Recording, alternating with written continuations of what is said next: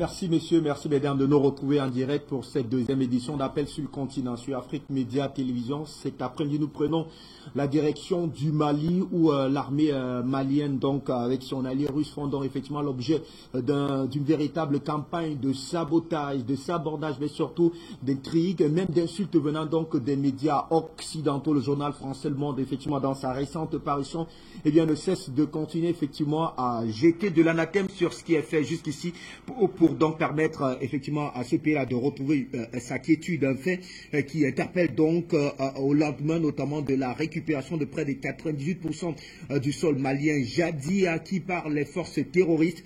Eh bien, on tente de comprendre donc, effectivement cette campagne de sabotage organisée effectivement par le Quai d'Orsay contre le Mali. Pour en parler, il est avec nous par Zoom Nguchi Béanzin, activiste panafricaniste. Merci infiniment de nous retrouver.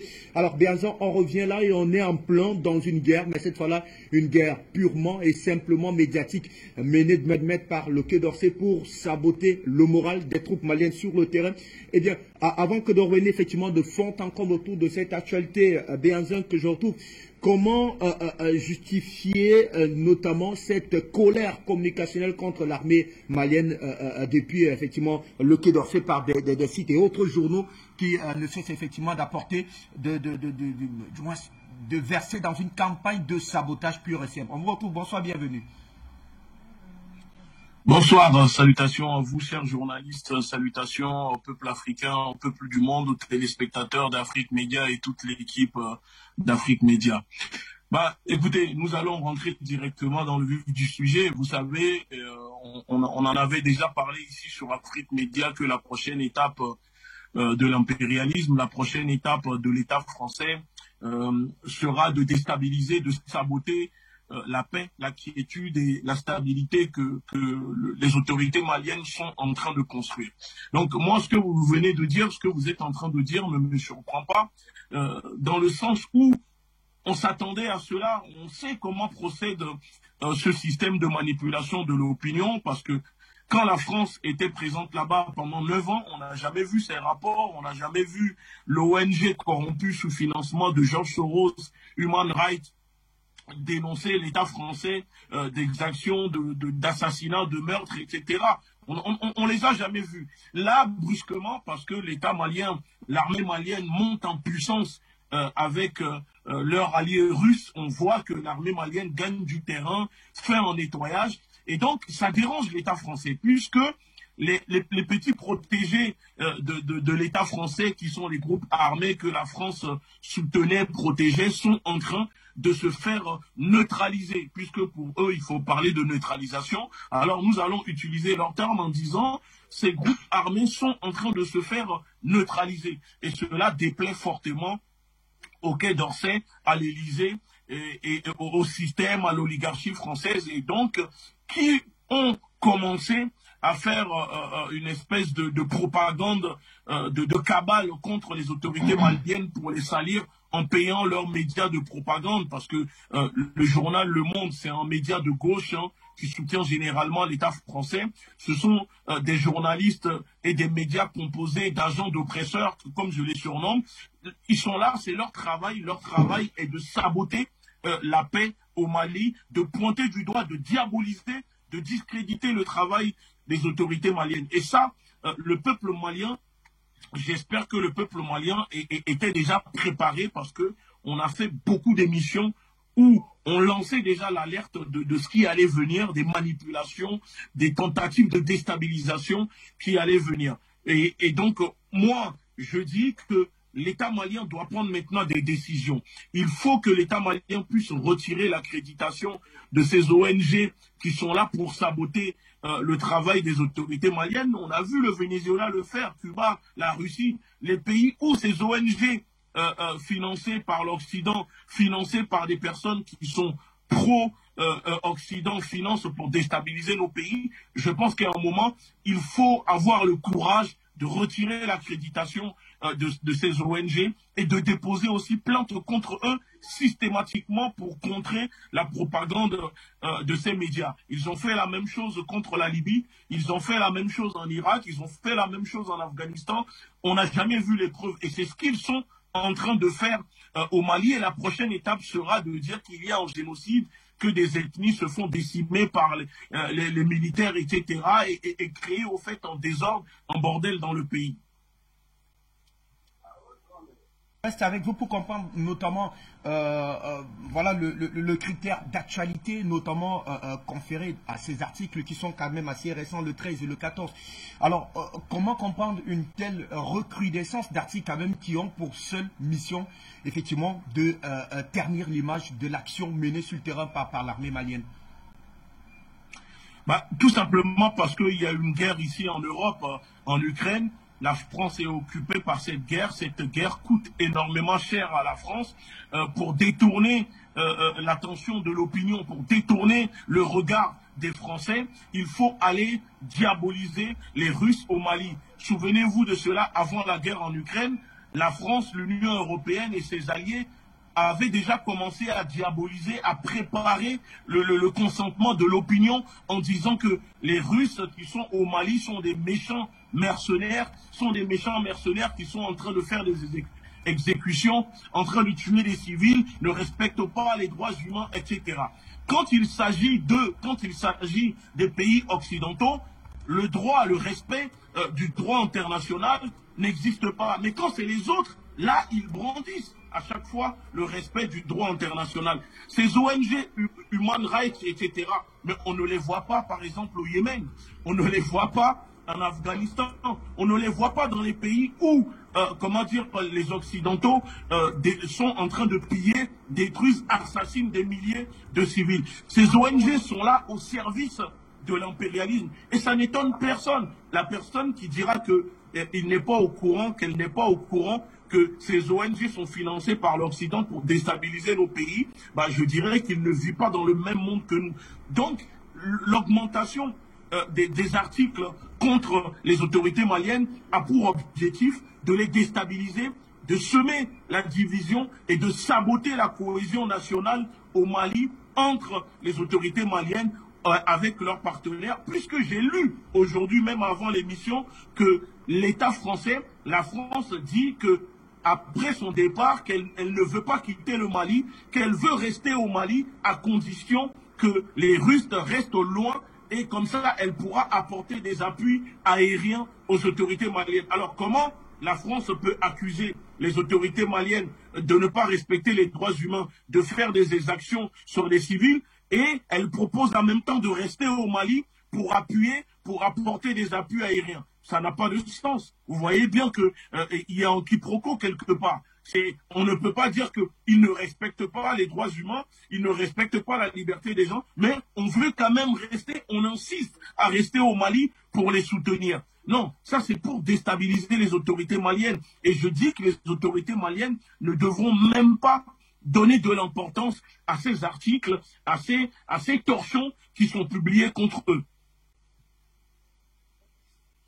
Juste à vos côtés, Saradogo Abdoul Rasman est également avec nous. Vous êtes membre de la Ligue de défense noire africaine Ouagadougou et porte-parole du bloc panafricain. Alors, on vous retrouve, très cher ami Saradogo, sur cette actualité. On a vu quand même ces journaux assez silencieux pendant quasiment une décennie qu'a fait la force Barkhane du côté du Mali. Cela fait à peine 2 mois. 2 mois et les titres sont, du moins pas les titres, mais les chiffres avancés notamment par l'ONG Human Rights Watch sont quand même assez affolants et même à la limite intrigants. On parle de près de 320 000 déplacés en l'espace d'1 mois. On comprend rapidement véritablement qu'il y a une véritable cabale communicationnelle contre l'armée malienne. Comment appréciez-vous notamment cet état de choses, Saradogo Abdoul Rasman? Bienvenue à vous. Bienvenue, merci bien. Bonsoir à tous les téléspectateurs et téléspectatrices de l'Afrique Média, et mon bonsoir à vous. L'appréciation que j'aimerais faire de la situation de Human Rights Watch qui sont en train de mener des campagnes de propagande à l'endroit des dirigeants, vaillants dirigeants maliens, qui sont actuellement en train de mener une victoire sur la guerre contre le terrorisme, un terrorisme qui, dans son nom, l'indique, a été manipulé, et bizarrement les mêmes armes qui se retrouvent sur le terrain sont des armes des Occidentaux. Actuellement, ce que l'on peut dire, c'est que les médias France 24, RFI, BBC sont réputés pour leur propagande au profit des politiques étrangères européennes. En exemple, on a la France qui, comme mon confrère Benzin le disait, qui n'a jamais eu de mots à dire lorsqu'il s'agit du Yémen, lorsqu'il s'agit de la Syrie, de la Libye, de l'Afghanistan. Mais quand il s'agit d'un pays où les dirigeants ont pris le courage de dire non à la France, de dénoncer publiquement la France, et là, on voit que l'armée malienne devient une armée exsangue, une armée de déstabilisation, d'exécution des civils et de pillage.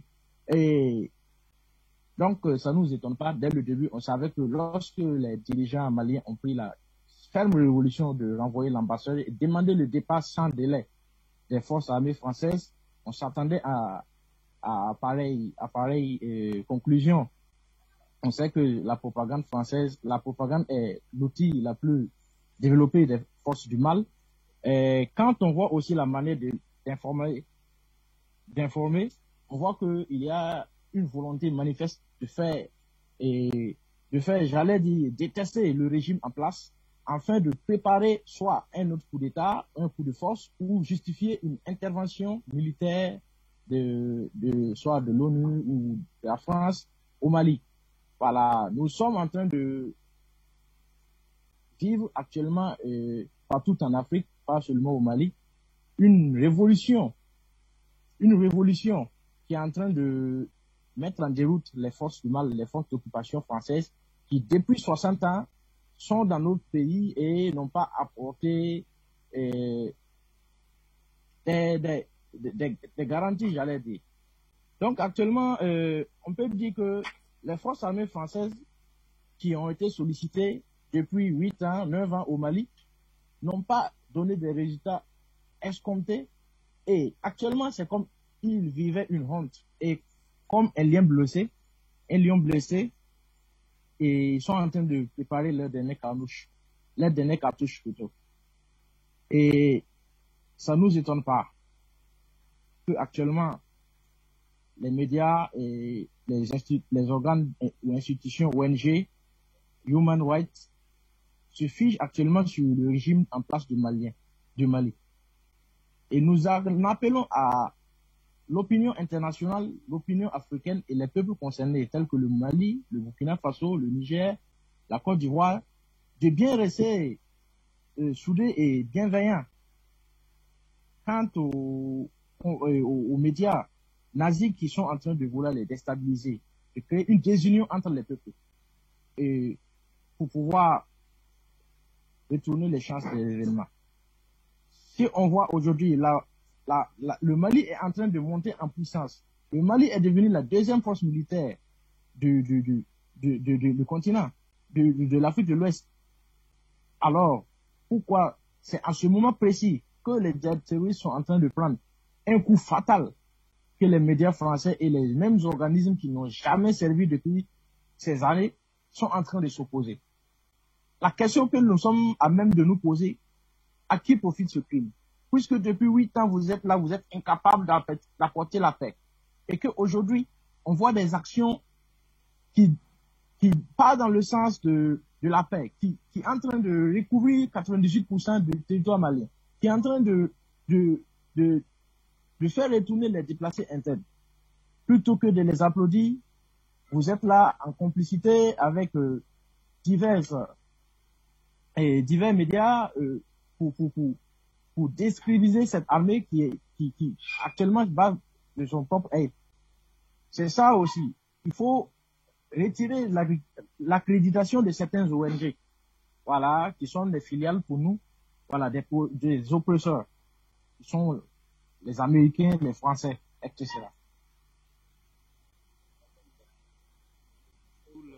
pour cette première prise de parole. Béanzin Ngouti, je vous retrouve et cette question, je vous la pose puisqu'on a, pendant ces 9 années de règne, d'ailleurs, qu'a passé l'opération Barkhane inter-malienne, alors on n'a jamais, mais alors de mémoire de journaliste, jamais suivi notamment ces ONG, notamment revenus pour tenter effectivement de remettre en cause, et sur la SEDEC notamment, la gestion, mais surtout justement la gestion de cette opération intermalienne. Aujourd'hui, 2 mois seulement, les chiffres, on les a évoqués tout à l'heure, sont quand même assez alarmants. On parle de près de 320 000 citoyens maliens qui auraient quitté le sol malien. Quand on sait quand même que, jusqu'ici, avec notamment ce qui prévaut avec notamment cet embargo de la CEDEAO, il est clair qu'aujourd'hui le Mali vit plutôt replié sur lui-même. Alors des chiffres publiés à l'emporte-pièce par cette organisation non gouvernementale laisse quand même croire qu'il y a très certainement une cabale pure et simple contre le Mali. Oui, il y a une cabale contre le Mali, contre les autorités maliennes, tout simplement parce que dans un premier temps, après avoir essayé de déstabiliser les autorités maliennes avec tout et n'importe quoi, la réponse du peuple malien a été à la hauteur. Cela a même surpris l'Élysée n'était pas prêt à voir l'unité, la popularité des autorités maliennes. Donc maintenant, la deuxième phase consiste à faire accuser l'État malien, les militaires qui sont là, qui perdent la vie, mais chaque jour, des dizaines de militaires maliens perdent la vie, se sacrifient vraiment pour libérer le Mali. Et voilà maintenant que pour, toucher la morale de ces militaires, on les accuse de tout et n'importe quoi et on nous annonce des chiffres qu'on ne peut pas vérifier, bien évidemment. Seules ces ONG aidées par l'Occident, aidées par les Occidentaux, peuvent vous faire, nous disent qu'il y a 320 000 déplacés. Mais souvenez-vous, il y a à peine un mois, l'ONU, un rapporteur de l'ONU avait déclaré que depuis l'arrivée des autorités maliennes, que la sécurité dans le pays, le problème sécuritaire s'est fortement amélioré, qu'il y avait entre 320 et 400 000 personnes de moins qui se sont déplacées en décembre 2021. Et là, maintenant, on nous dit que l'ONG déclare que 321 000 personnes se sont déplacées. Donc, il faut un moment qu'ils puissent se synchroniser entre eux quand ils veulent faire des propagandes, quand ils veulent semer le doute dans la tête des gens. La vraie vérité, moi je dis la vraie vérité que le peuple, que les gens qui nous écoutent à travers Afrique Média doivent comprendre, c'est que la sécurité, le problème sécuritaire s'améliore chaque jour, chaque semaine, chaque mois au Mali depuis que les autorités maliennes sont là. Et l'ONU elle-même reconnaît cela. Donc si l'ONU reconnaît que le problème sécuritaire s'améliore, vous savez, dans une guerre, il y a toujours des dommages collatéraux, malheureusement, on le voit en Ukraine, même la France, etc.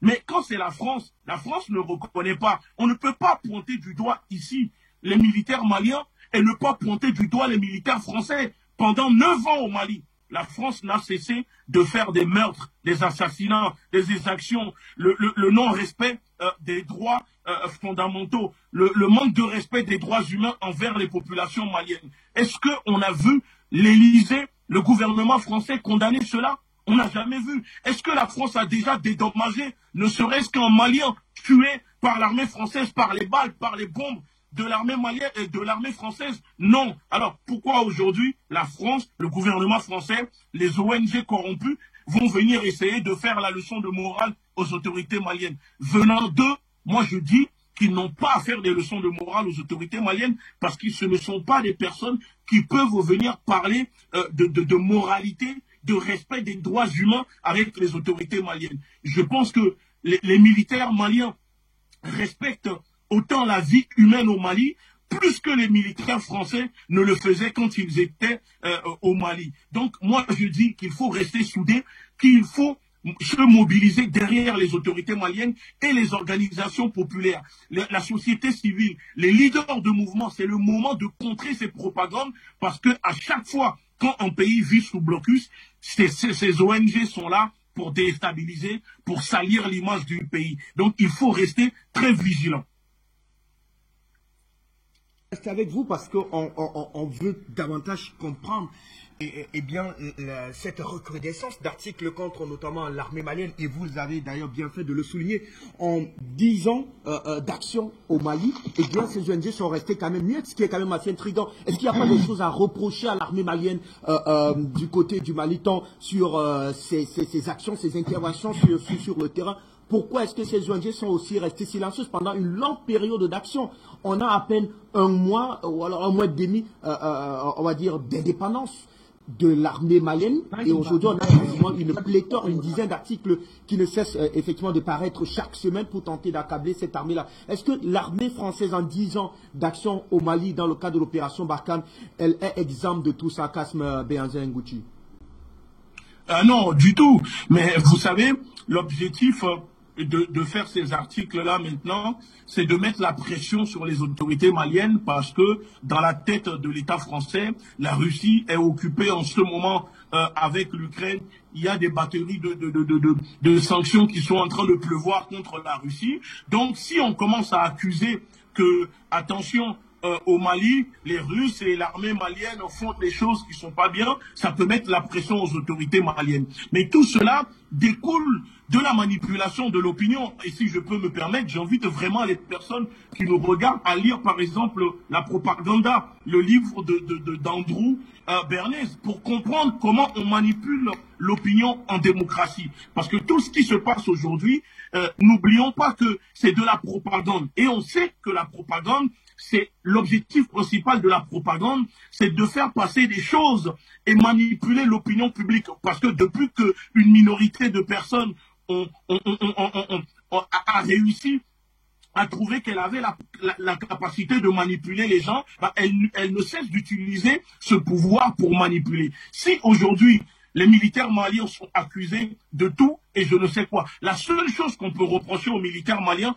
vous savez c'est quoi? C'est parce que les militaires maliens sont en train de dézinguer les groupes armés que la France a soutenus, formés, armés depuis 9 ans au Mali. La seule chose qu'on peut reprocher aux militaires maliens, c'est parce que en ce moment, les militaires maliens sont en train de se sacrifier, sont en train de sacrifier leur vie pour sauver le Mali. La seule chose qu'on peut reprocher aux militaires maliens, c'est parce qu'ils sont braves, patriotes et qu'ils veulent défendre l'intégrité de leur pays. Et la seule chose qu'on peut reprocher aux militaires maliens, c'est parce qu'ils ne veulent plus être sous la direction, ils ne veulent plus être sous domination de l'armée impérialiste française. Voilà les choses qu'on peut reprocher aux militaires maliens. Le reste, ce n'est que de la propagande. C'est un non-événement pour nous, parce que la France n'a pas hésité à balayer l'enquête de l'ONU. Quand l'ONU a dit « la France a tué au Mali », la France a dit « circulez, il n'y a rien à voir, on n'a jamais tué ».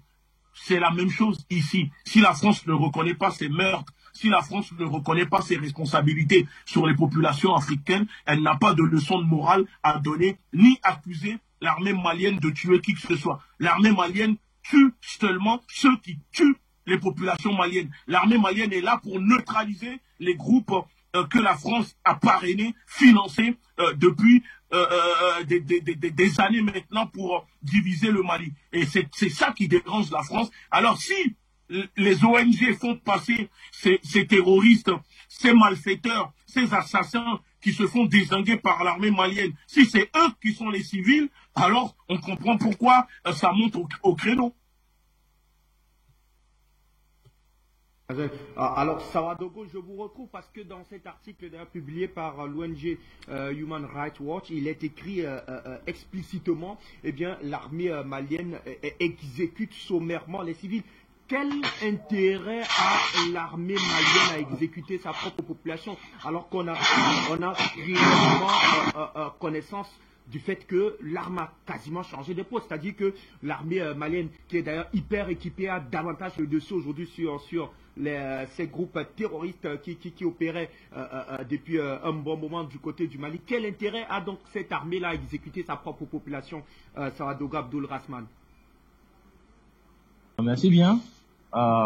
Pour revenir à cette question, pourquoi on ne saurait imaginer que l'armée malienne qui se bat pour préserver son intégrité territoriale et sa population vient à même d'exécuter des civils. Ça n'a pas de sens, c'est insensé. Alors, là, ils sont en train de dire que l'armée malienne et l'armée Wagner, que le Mali a toujours refusé et toujours nié son existence au Mali, d'exactions sur des civils. Ça n'a rien de sens. Ça n'a rien de sens.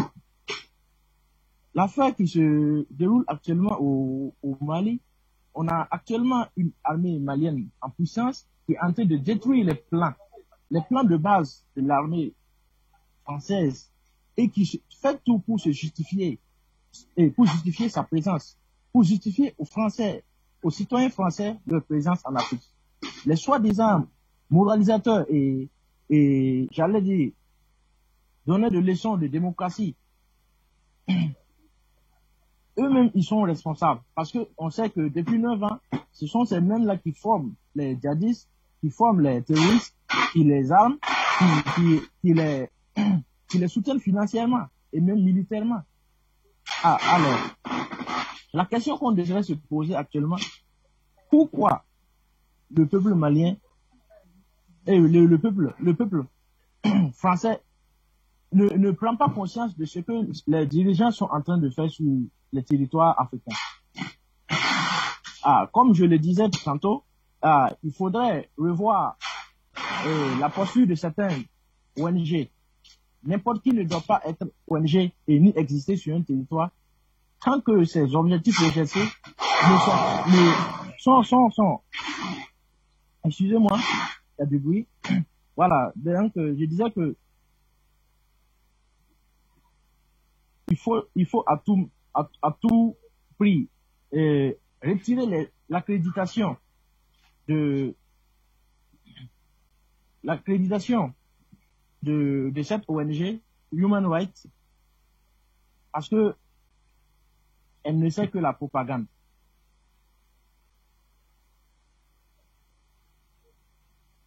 Même question en tout cas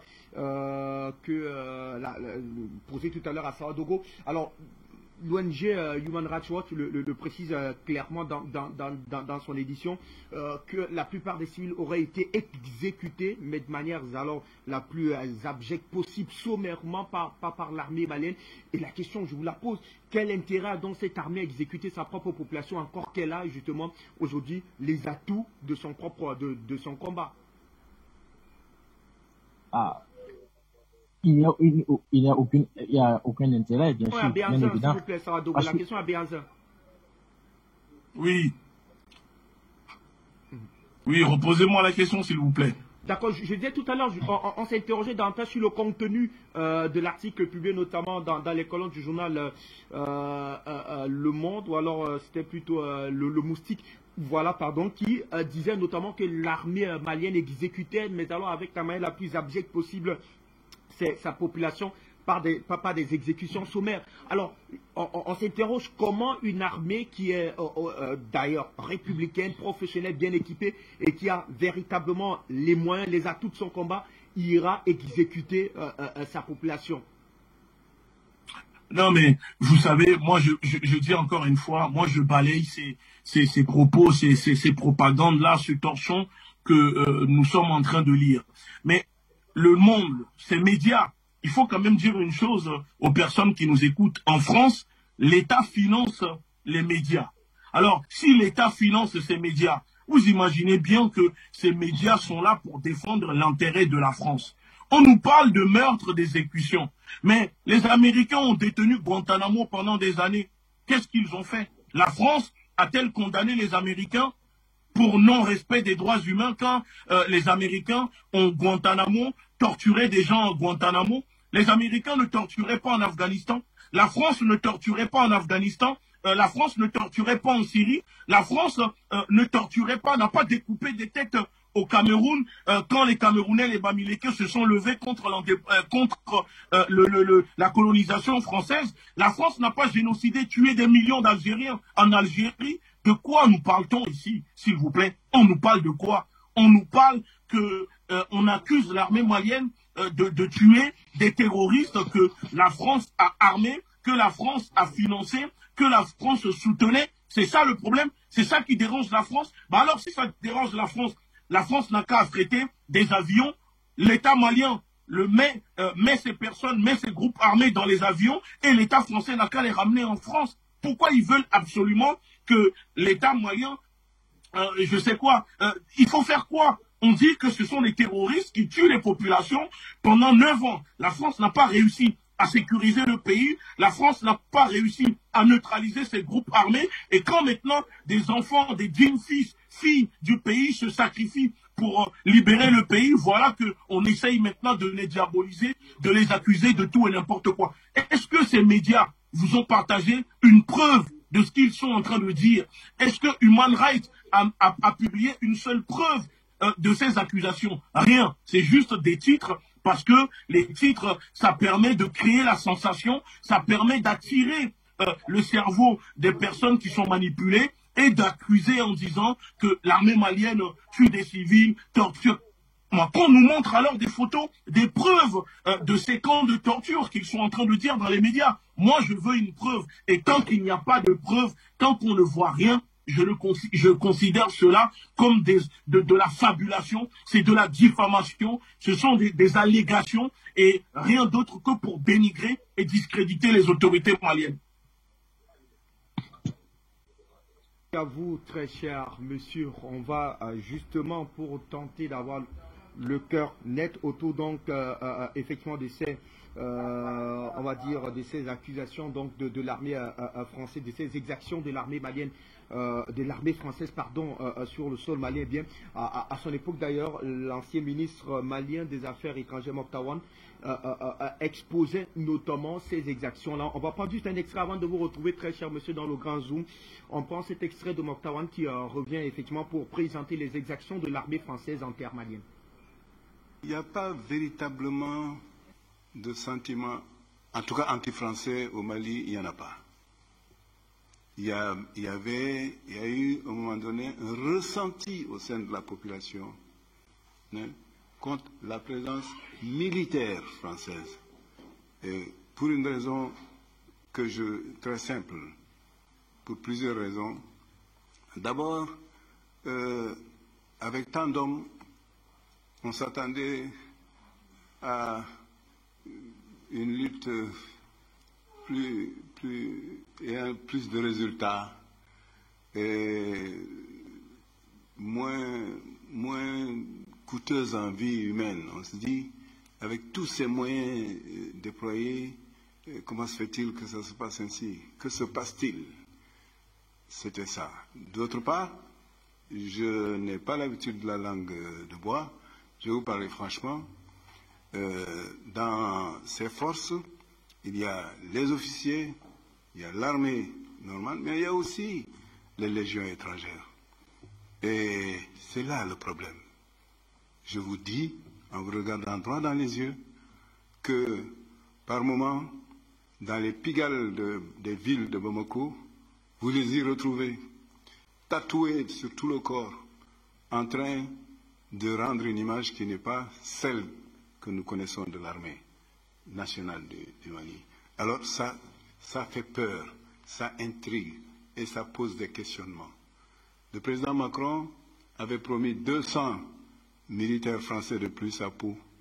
C'est maintenant 600 et parmi lesquels on a fait appel au 3e régiment de Nîmois, n'est-ce pas, des légions étrangères. Alors, c'est bien parce que c'est connu qu'ils sont âpres à la bataille, ils sont âpres au combat, mais aussi, ils sont aussi âpres au gain. Ce n'est pas le type de soldat le type de militaires qui, si on ne les encadre pas, donnerait une belle image de l'armée. Je laisserai peut-être le soin à mon collègue du Tchad de dire certaines choses sur ce que la Légion étrangère, qui a fait la bataille avec des résultats clairs, de bons résultats, mais parallèlement, il y a des débordements qui, lorsque la population les réalise, ça pose problème. Je me dois d'avoir l'honnêteté de vous le dire. Bien. Il n'y a pas véritablement de sentiment, en tout cas anti-français au Mali, il n'y en a pas. C'est donc eh bien, l'ambassadeur du Mali en France qui avait d'ailleurs été limogé après notamment avoir tenu ses propos, dit-on, un tout petit peu durs à l'endroit de la France. Eh bien, on va donc, avant de retrouver le grand standard, aller effectivement à retrouver nos amis via Grand Zoom. Savadogo, on vous retrouve notamment autour de ce grosse machinerie donc qui est mise en place depuis un moment effectivement par le Quai d'Orsay avec pour visiblement pour finalité eh bien tenter de botter en touche effectivement le moral des soldats maliens qui sont effectivement sur le front. Eh bien, à quoi doit-on s'attendre sinon quelle est la finalité recherchée notamment par le Quai d'Orsay effectivement en publiant autant d'articles pour dénigrer davantage l'action de l'armée malienne sur le théâtre des opérations?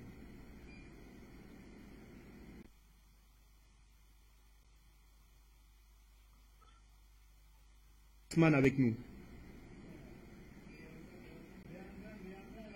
D'accord, je retrouve Béanzon autour de cette question. Quel est l'objectif finalement recherché avec cette recrudescence d'articles visant donc notamment à ternir, à salir l'image notamment de l'armée malienne qui est sur le théâtre des opérations depuis quasiment beaucoup de temps déjà? L'objectif principal est d'intimider, c'est une intimidation, c'est une tentative d'intimidation, de jeter le discrédit sur les autorités maliennes et de les pousser à se séparer de leurs partenaires, de la Russie, et pour pouvoir rester avec la France. Parce que la France se sent humiliée, hein, ne l'oublions pas, c'est pas nous qui le disons, c'est eux-mêmes qui le disent, hein, c'est les politiciens en France, l'État disent voilà que ils se sentent humiliés par les événements au Mali. Donc, c'était sûr que la France n'allait pas se retirer du Mali sans forcément essayer ou tenter de discréditer, de diaboliser les autorités maliennes au sein des populations. Donc, cette technique que la France est en train de faire au Mali, on l'a déjà vu en Libye, on l'a vu en Syrie, on l'a vu même contre le Venezuela. En fait, ça ne date pas d'hier. Il ne faut pas que nous soyons surpris de voir cette technique. C'est de la propagande, c'est de la déstabilisation. Et donc, c'est au peuple malien de rester soudé, de rester bloc derrière leurs dirigeants en disant si la France elle-même ne respecte pas les droits humains, si la France ne respecte pas les libertés des peuples africains, elle n'a pas à venir accuser l'État malien de ne pas respecter les droits humains au Mali, parce que je vous signale quand même qu'on parle d'un gouvernement, le gouvernement français qui n'hésite pas à s'accoupler avec l'État islamique en Syrie pour ses propres intérêts. On parle d'un État qui accuse le Mali de ne pas respecter les droits humains. Ce pays, ce gouvernement qui est la France, qui vend des armes à des pays comme l'Égypte, qui bombardent des civils. Vous voyez, d'un côté, l'État français peut vendre des armes, soutenir l'Arabie Saoudite, le Qatar, qui ont formé une coalition en tuant des milliers d'enfants au Yémen, bombardent le Yémen tous les jours, et le même pays peut venir en Afrique essayer de donner des leçons de morale aux Africains. Non, moi je dis que ça ne fonctionne plus. On n'a plus rien à cirer, excusez-moi de parler comme ça, mais on n'a rien à cirer de ce que pense la France, de ce que dit la France à propos des événements qui se passent au Mali. La France a déversé le terrorisme au Mali et les autorités maliennes sont en train de faire un nettoyage. Et c'est ça qui dérange l'État français. Très cher Ngouti, on va donc aller au standard pour recueillir les avis de ces Africains qui nous retrouvent au téléphone. Bonsoir, bienvenue, votre contribution, nous vous écoutons. Bonsoir.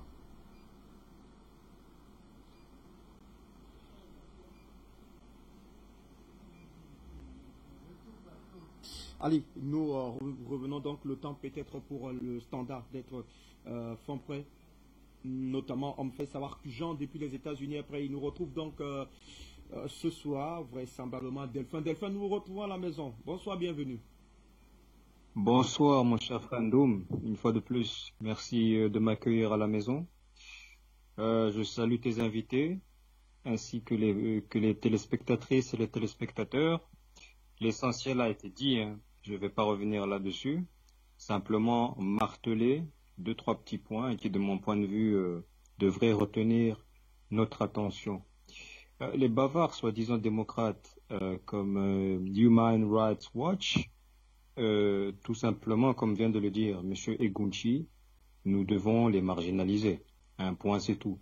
Vous savez, ce type d'ONG, ailleurs, en dehors de la zone CFA, par exemple dans mon pays ou dans ma région, en Tanzanie, le Burundi, ils n'existent pas.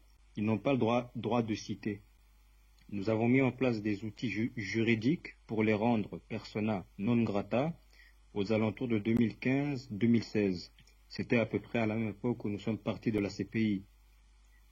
Excusez-moi d'être, comment dirais-je, direct, mais je parle, j'essaie de parler de façon simple et audible. Nous n'en avons rien à foutre de ce qu'ils pensent. Monsieur Egunci a eu à le rappeler. Les scandales d'Abu Ghraib, Guantanamo, les massacres par drone qui ont été effectués par l'ancien président Obama en Afghanistan, par exemple. Tout ça fait que ces gens-là n'ont pas de légitimité à parler sur ce qui se passe, en particulier au Burundi et de façon générale en Afrique. La politique que sont en train de mettre en place nos frères du côté de Bamako, c'est exactement celle que nous avons invitée dans le cadre de notre coopération sous-régionale, nos frères de Bangui, à mettre en place. Chez nous au Burundi ou encore au Rwanda, tous ceux qui s'amusent à prendre les armes contre les gouvernements, nous les liquidons. Point barre. Nous les liquidons très très bien. Pour nous, un bon terroriste, par définition, c'est un agité du bocal qui ne bouge plus, qui ne gît plus, qui ne respire plus. Et après, ce que pense l'Élysée, Bruxelles, Washington, bon. Si ça leur plaît d'effectuer des branlettes intellectuelles, ça les regarde. Mais nous, ça ne doit pas nous perturber dans notre avancée. Donc, je ne vais pas parler plus que de raison. Ce sujet est un non-sujet. Sauf pour les nègres de maison que nous connaissons déjà, inutile que je les répète. Donc je vais m'arrêter ici et rendre le micro. À qui de droit? Afrique Média, le monde c'est nous. Passer par ici, on prend un autre appelant certainement depuis le Cameroun, c'est à Douala. Bonsoir, bienvenue. Patrick, nous vous écoutons, bienvenue, okay. Bonsoir. Bonsoir. Je me pose parfois la question si les ONG là, si vraiment on ne peut pas aussi les refouler comme on a refoulé peut-être les militaires français. On ne peut pas peut-être contrôler les systèmes ou bien, bon, je ne sais pas. Moi, je suis troublé par rapport à ça. On peut leur demander de même peu passer dans le pays là. Ou bien ils payent les impôts, ou bien ils payent quoi. Je ne sais pas dans quelle commission ils sont là, à ce qu'ils veulent nuire les gens chaque jour. Même les journalistes français qui sont là, j'avais demandé quoi. Comme c'est que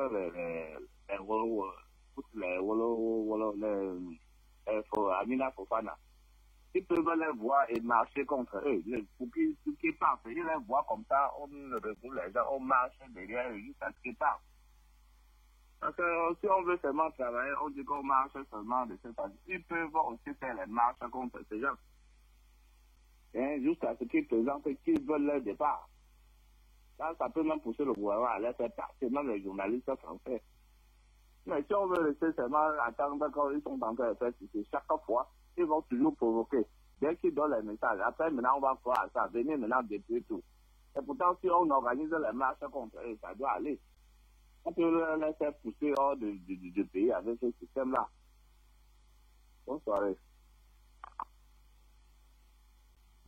Nous prenons une autre direction cette fois-là. Je crois que c'est Jean qui nous appelle depuis les États-Unis. Bienvenue à vous. Bonsoir, bonjour Fabrice. Bonjour à vos invités. Bonjour techniciens.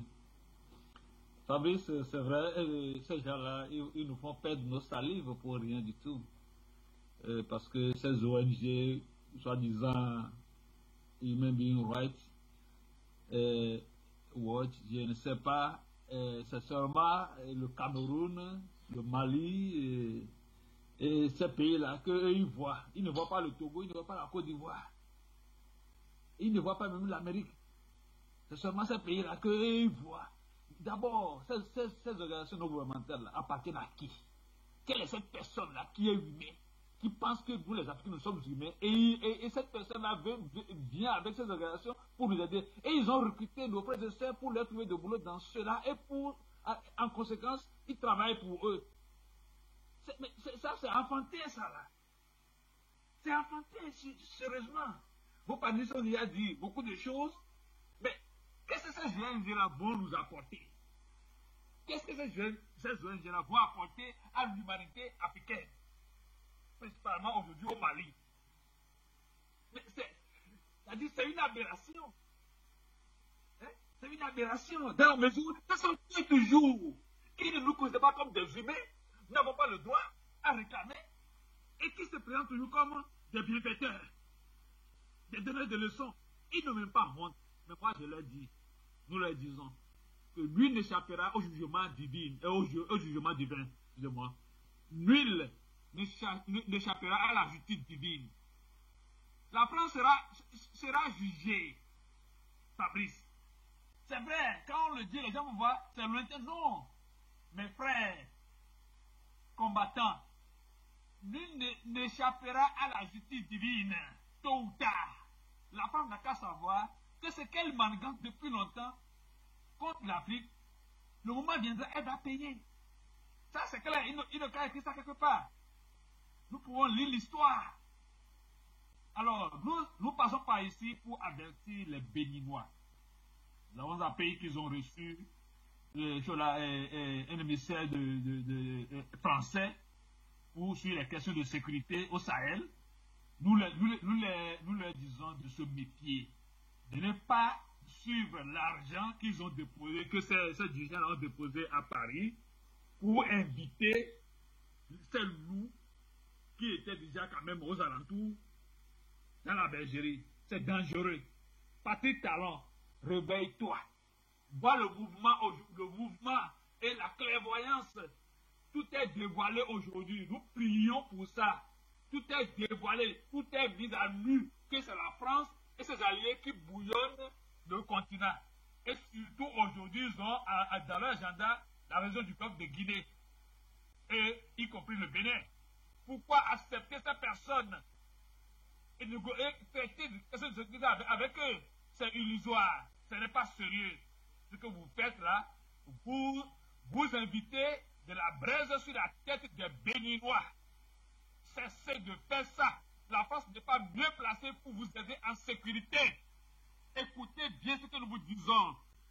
Si vous vous amusez, mais vous allez payer vous aussi. Et cela concerne aussi tous les autres dirigeants de la sous-région. N'acceptez pas la France. Elle doit partir de cette localité. La France et ses alliés. La France et ses alliés, les Américains aussi, ceux qui sont là. Chassez-les. Chacun n'a qu'à se rendre dans son pays et sécuriser son pays. On n'a pas besoin de faire pression sur l'Afrique. C'est trop. Cessez avec vos raisonnements bidons, en disant vous venez aider les Africains. Ça suffit.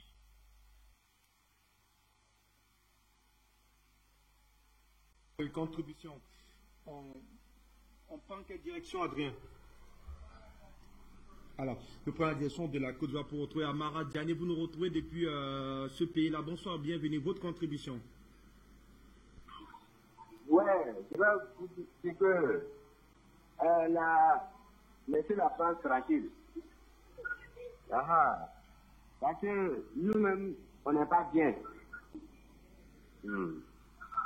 Nous-mêmes, on est coupable. Et puis, votre télévision, je ne comprends pas, le débat n'est pas équilibré. Hein? Voilà. Il faut avoir des divers trucs. Alors, Amara, on est obligé de vous interrompre puisque eh bien, vous ne semblez pas comprendre effectivement les enjeux géopolitiques de l'heure. Nous allons parler d'une autre direction pour donner la parole à Zerfel qui nous retrouve effectivement depuis l'Allemagne. Zerfel, votre contribution, bienvenue à vous. Ok, bonsoir Fabrice, bonsoir à vos invités, bonsoir à Afrique Média, bonsoir aux directeurs d'Afrique, tous ceux qui sont là, comment dire, les directeurs et les fondateurs d'Afrique Média et tous les Africains. Et moi, je voulais savoir quelque chose. Parce que depuis que je suis là, je n'ai pas vu encore un journaliste africain aller faire, comment dirais-je, interviewer chez un président français ou européen ou occidental. Parce que nous, aujourd'hui, quand je vois les journalistes africains, ils ont le même talent, ils ont le même niveau, mais les Français n'ont jamais accordé une interview à nos journalistes. Et 1, 2, 3, est-ce que ces mères de journalistes viennent en Afrique? Hein? D'abord, ils viennent en Afrique pour arrondir les fins du mois, parce que ce sont des gens qui n'ont rien chez eux.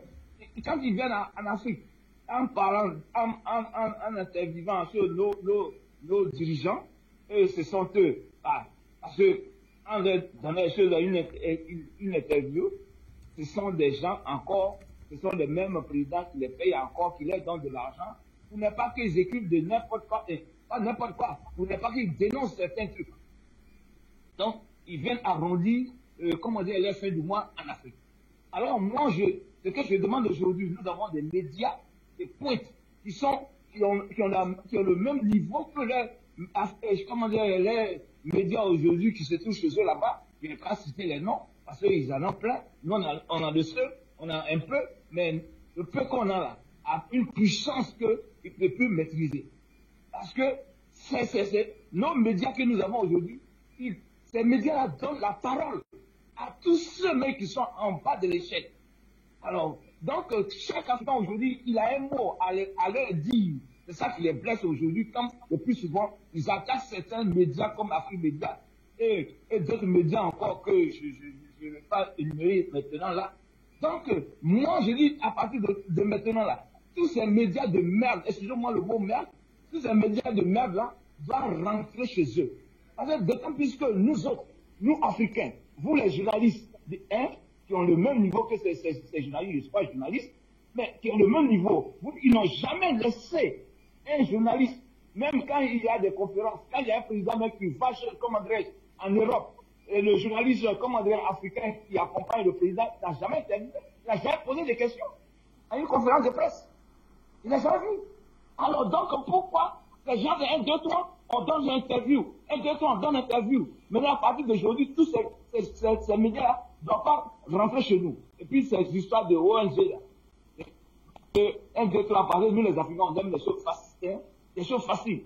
Le temps est dépassé maintenant. Merci à vous, Zerfel. On va fermer le standard avec ce dernier appel avant de retrouver nos invités sur le Grand Zoom. Bonsoir, bienvenue à vous.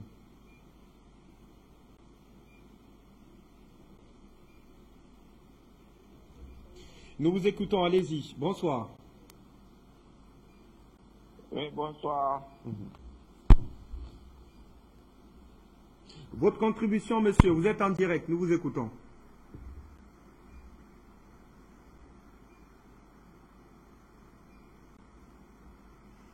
Alors, est-ce que nous avons ce dernier appelant avec nous? Allez-y, monsieur Aruna du Cameroun, bonsoir, bienvenue. Ok, merci, Mero. Bon, je voulais tout juste ajouter à propos de ce qu'un grand frère vient de parler tout juste maintenant. Puisque quand on essaie de voir un peu le problème qui s'oppose ici en Afrique, je peux dire que je ne sais pas pourquoi,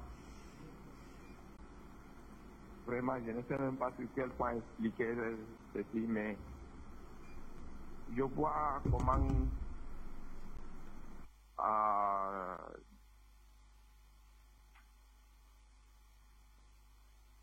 bon, en tout cas, je vous reviens.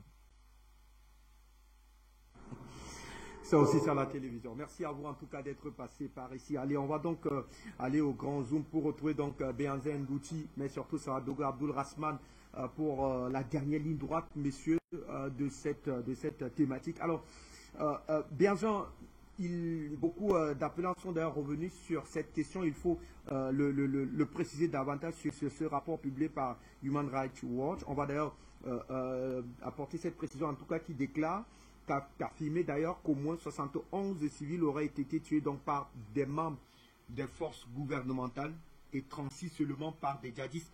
Alors ce sont quand même des faits assez graves, à la limite gravissimes. Est-ce que dans le cas d'espèce, puisque on a plus ou moins l'impression que les forces gouvernementales sont désormais criminogènes, au-delà même de la cruauté des djihadistes, ce qui serait paradoxal pour un pays comme le Mali. Est-ce que dans le cas d'espèce, le gouvernement malien ne devrait-il pas se saisir quand même de ces faits d'accusation qui sont quand même assez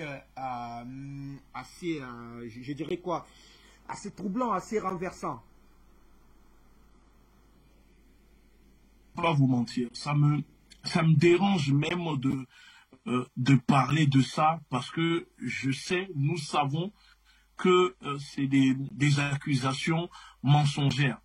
Mais il faut aussi savoir que le gouvernement malien, il y a des enquêtes, il y a eu une enquête ouverte par le gouvernement malien parce qu'il n'y a pas longtemps, il y a des groupes terroristes qui ont tué des Mauritaniens, par exemple, pour essayer d'accuser les autorités pour semer la zizanie entre le Mali et la Mauritanie. En ce moment, il y a des groupes armés qui s'en prennent aux civils pour semer la zizanie.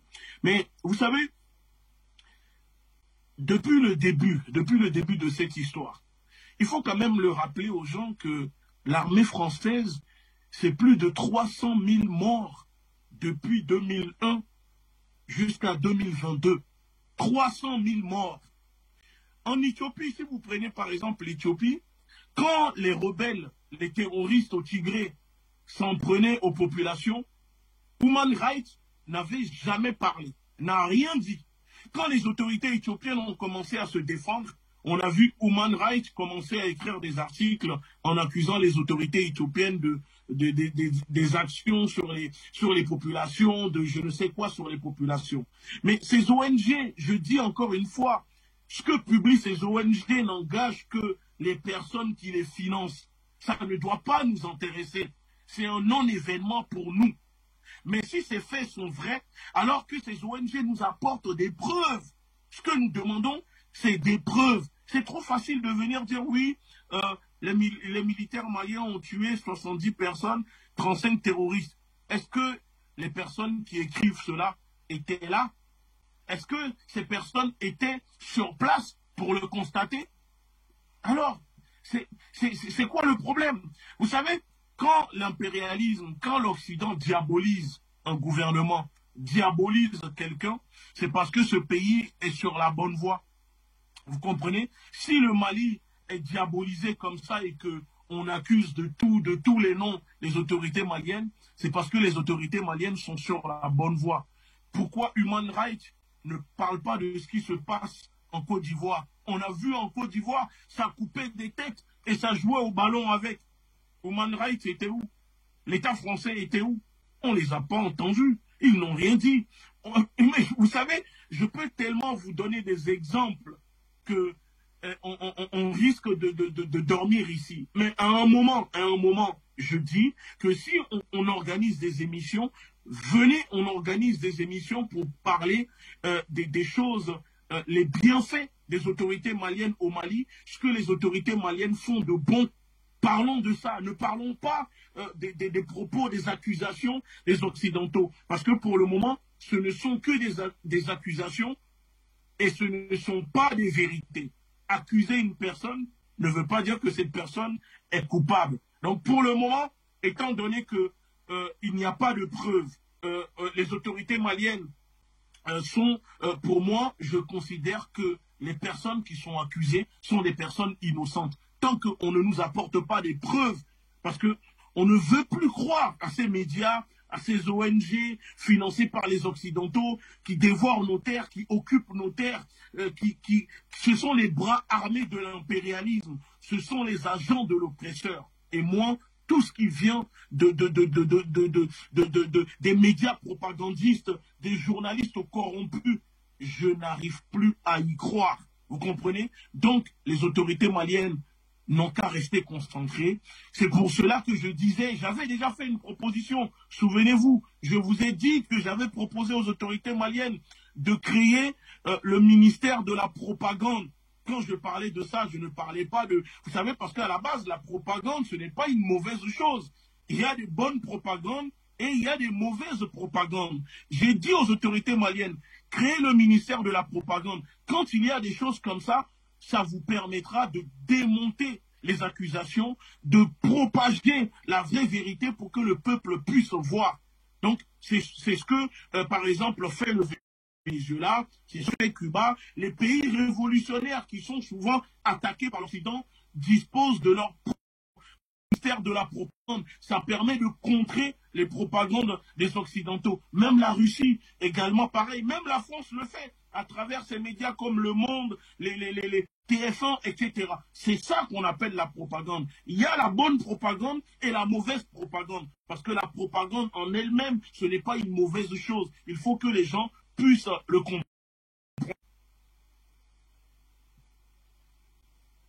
Pour cette précision, Rasman, je vous retrouve davantage puisque nous sommes en train d'aborder donc la dernière ligne droite effectivement de ce programme et je voudrais tout banalement vous demander jusqu'où ira finalement le Quai d'Orsay dans sa démarche effectivement dans sa dynamique propagandiste, mais surtout dans sa démarche donc de vouloir effectivement jeter de l'anathème sur les autorités maliennes, mais davantage sur l'armée de ce pays-là.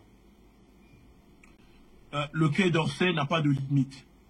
Quand le Quai d'Orsay ne ramène pas des personnes en pyjama depuis Paris dans des avions militaires pour venir les faire présidents en Centrafrique, le Quai d'Orsay assassine des présidents au Burkina, le Quai d'Orsay crée des guerres au Biafra, le Quai d'Orsay bombarde la Libye, déstabilise le Mali.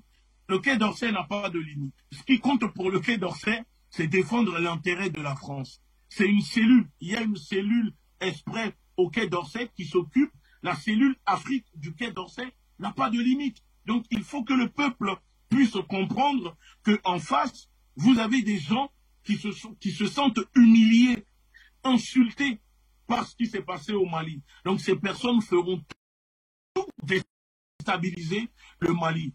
Le Premier ministre Choguel l'a révélé. La France a essayé de renverser les autorités maliennes. La France essaye de faire assassiner des dirigeants maliens. La France essaye de scinder le Mali en deux. Et quand la France n'arrive pas, alors la France utilise des ONG affamées. Vous savez, ces ONG, c'est facile. Il suffit de leur faire un chèque. Vous faites un chèque à ces ONG et ils peuvent publier tout et n'importe quoi. Le journal Le Monde, ce sont les mêmes qui disent qu'ils sont contre l'État français, mais ce sont les mêmes qui soutiennent les guerres que l'État français mène sur le continent africain au nom du terrorisme, mais qui en réalité sont des guerres économiques, d'accord, au nom de l'humanité, au nom de l'humanisme, au nom de la fameuse démocratie. Voilà des personnes qui, depuis le début de l'humanité, n'ont cessé d'envahir les pays, qui possèdent la pire histoire d'invasion qui existe dans le monde, qui tue, qui colonise, qui esclavagise, qui crée des génocides. Et c'est les mêmes qui veulent encore parler de ce qu'on appelle les droits humains. Ça veut dire que c'est le tueur, le marabout qui donne la mort, qui veut te parler de comment ressusciter quelqu'un. Franchement, vous savez, moi, ça me fascine de répéter la même chose. S'il y a des Africains en 2022 qui veulent croire encore aux propagandes, aux mensonges des appareils propagandistes de l'État français, c'est leur problème. Mais nous autres, il y a beaucoup d'Africains aujourd'hui qui sont conscients, qui sont éveillés et qui comprennent que derrière tout ça, c'est de la manipulation, c'est pour mettre la pression aux autorités maliennes, c'est de pousser l'opinion à déter les autorités maliennes, c'est de faire en sorte que le peuple se retourne contre leurs propres dirigeants. Et ces personnes n'ont pas de recul. Vous savez qu'en ce moment, ça n'a rien à voir, mais c'est en petite parenthèse, les Américains essayent de négocier, de dialoguer avec le Venezuela. Ils veulent même lever des sanctions contre le Venezuela après avoir essayé plusieurs fois de faire assassiner Maduro. Vous voyez comment ils sont, pour leur intérêt, ils n'ont pas de limite. C'est-à-dire que, je répète encore une fois, l'État français a dit, il y a même pas 24 heures, que Barkhane veut rester au Mali pour appuyer les militaires maliens au niveau aérien. Et l'armée française est prête à donner un soutien aérien aux militaires maliens sur le terrain pour les accompagner. Mais à condition que Wagner, les Russes, restent éloignés et ne soient pas sur leur chemin. Alors si les Maliens, les militaires ne respectent pas les civils, tuent des civils, pourquoi la France veut rester au Mali? Moi je dis, si les militaires maliens ne respectent pas le droit des civils, pourquoi la France veut rester au Mali? Ça veut dire que la France est complice dans ce cas-là, puisqu'elle veut rester pour appuyer les militaires maliens en bombardant depuis les airs. Donc la France, elle est complice de soi-disant ces crimes dont ils sont en train d'accuser les militaires maliens. Donc ça veut dire qu'on peut attaquer la France pour complicité alors, dans ce cas-là. Vous voyez ce que je veux dire? Donc soit il y a des crimes, et dans ce cas, la France qui se dit pays des droits de l'homme, pays de la démocratie, ne valide pas et quitte le Mali. Mais si la France reste au Mali, c'est parce qu'en réalité, il n'y a pas de crime dans ce cas. C'est pour ça qu'elle reste au Mali, où elle est complice. En tout cas, moi, j'aimerais savoir. Effectivement, de cette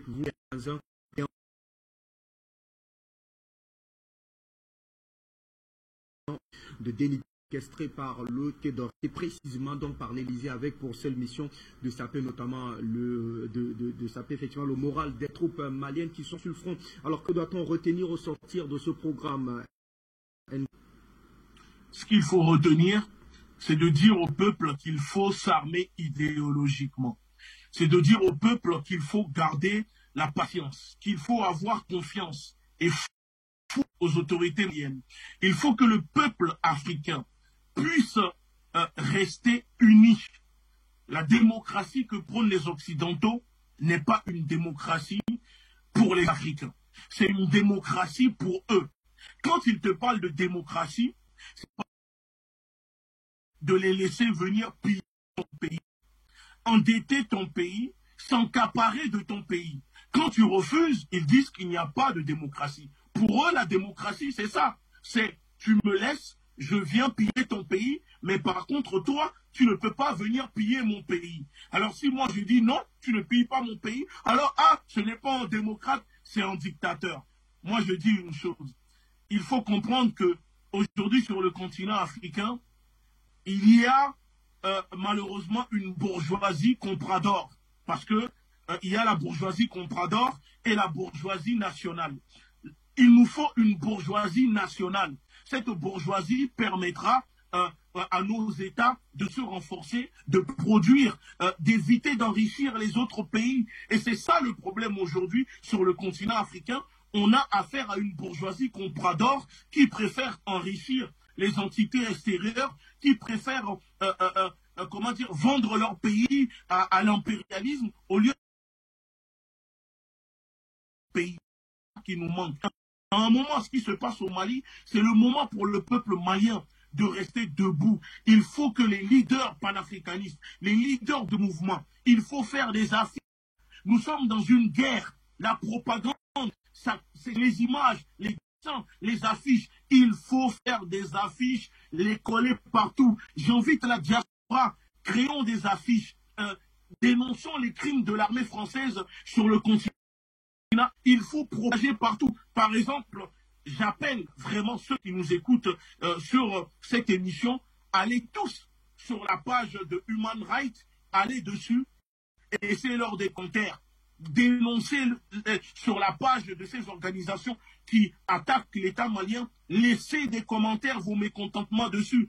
Allez bombarder la page. Nous sommes hybrides. Vous n'avez rien. Au lieu des matchs de foot toute la soirée, utilisez ce que vous avez, c'est une arme. Les réseaux sociaux, votre téléphone est une arme. Utilisez-le, allez sur les pages de ces organisations, bombardez ces pages et mettez le hashtag Human Rights Menteur. Allez les insulter sur leur page, comme ça ils vont comprendre que, attention, maintenant quand on s'attaque aux pays africains, quand on s'attaque aux dignes fils du continent africain, alors les Africains viendront leur demander des comptes. Allez sur leur page et inonder leur page. Voilà ce qu'il faut faire.